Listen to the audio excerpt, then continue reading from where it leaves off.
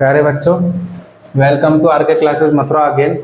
बेटा, ये आपकी chapter 1 basic concept of chemistry class 11th के लिए 10वां यानी कि 10th पार्ट होने वाला है। तो इसमें आप क्या पढ़ेंगे?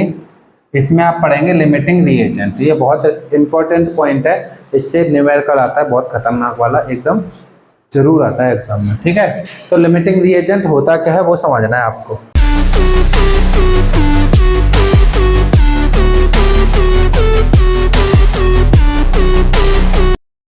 देखिए बेटा, अब आप क्या पढ़ेंगे? मास परसेंट ऑफ सॉल्यूशन, यानी कि किसी भी विलयन में आपको द्रव्यमान प्रतिशत कितना दे रखा है। ये तो सीधा सी बात है, इसको क्या लिखना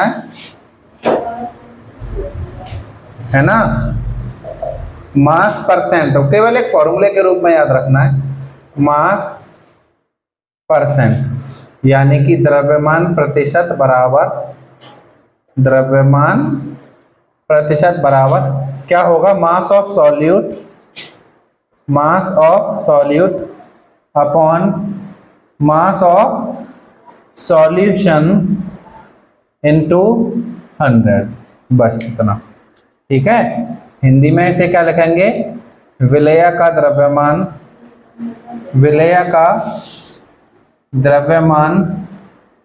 अपॉन विलयन का द्रव्यमान गुणा 100। ये है केवल एक क्वेश्चन करें इसे समझने के लिए। इसके लिए एक क्वेश्चन करते हैं, जैसे 5 ग्राम शुगर dissolved in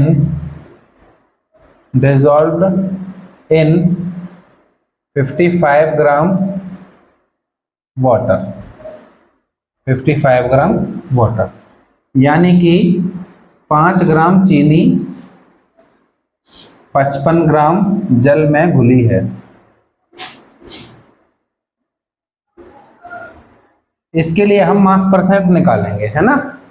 निकालें तो मास परसेंट यानी कि द्रव्यमान प्रतिशत निकालें तो मास ऑफ सॉल्यूट यानी कि चीनी का मास कितना है? 5 ग्राम, और मास ऑफ सॉल्यूशन कितना है? 55 और 5 दोनों मिला के तो सॉल्यूशन बना है 5 + 55 ग्राम।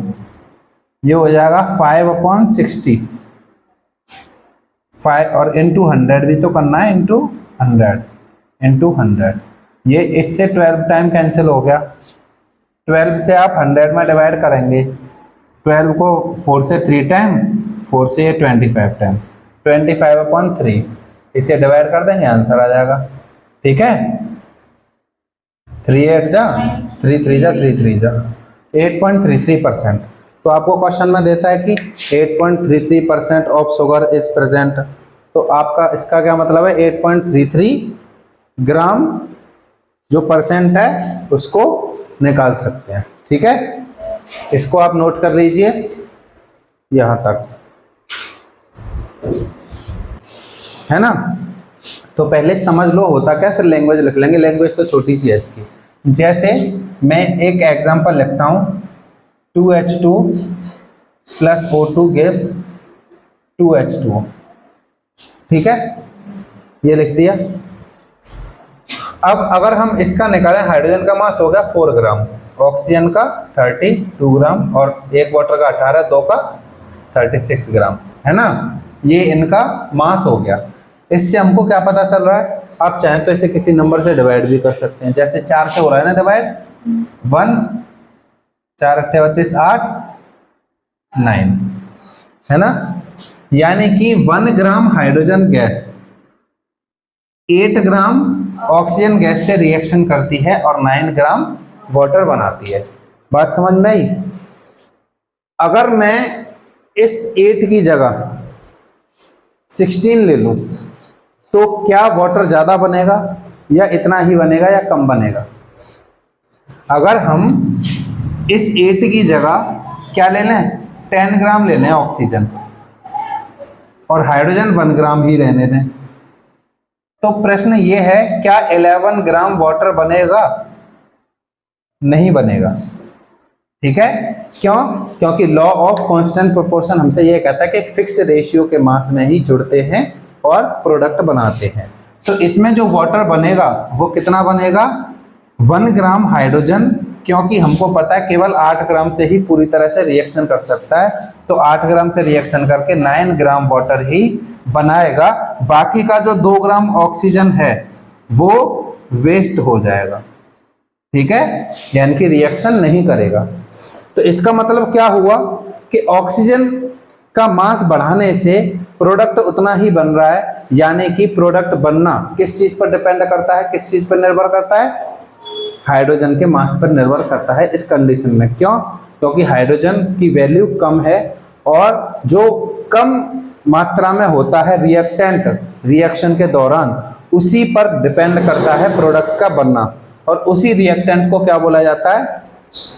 लिमिटिंग रिएजेंट बोला जाता है। बात समझ में आई? तो इसकी डेफिनेशन कैसे लिखते हैं? इसकी डेफिनेशन लिखते हैं द रिएजेंट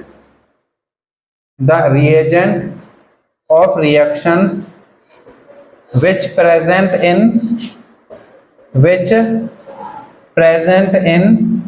little amount, ठीक है, which present in less amount and which leads formation of product is called limiting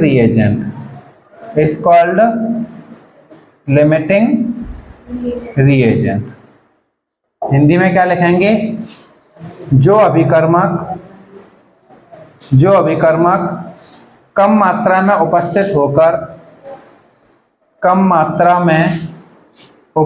होकर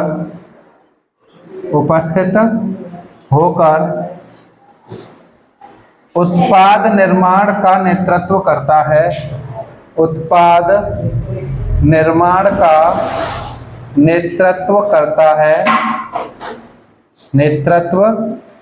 है, उसे सीमांत अभिकर्मक कहते